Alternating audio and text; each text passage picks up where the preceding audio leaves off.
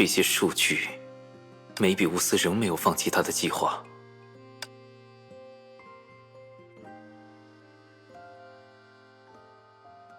我和阿波尼亚并不知晓此事。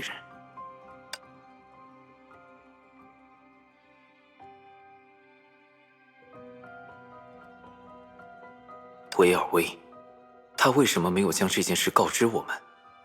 这并不像他的选择，除非……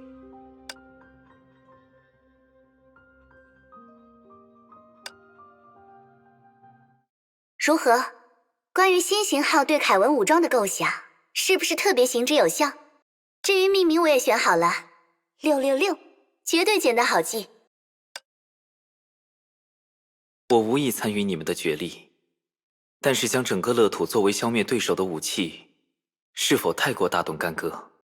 这个嘛，我也考虑过，把自己最成功的作品之一毁掉，确实有点叫人惋惜。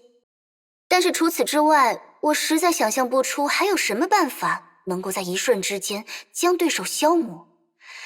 毕竟我的对手可是这位凯文呐。你也说句话吧，啊？这可是特地为你开发的道具，不发表点评价吗？删除我的数据，并不能与消灭我的存在等同。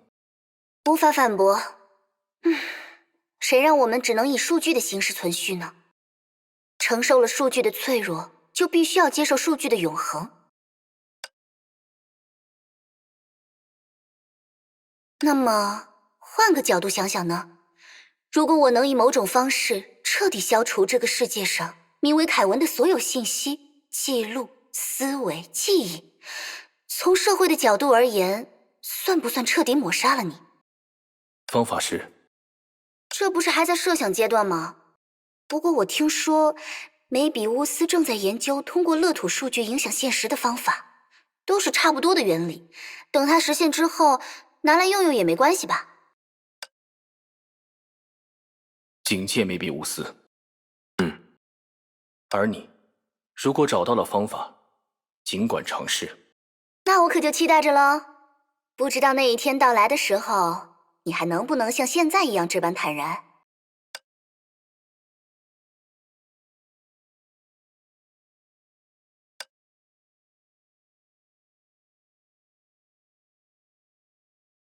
但是，为什么？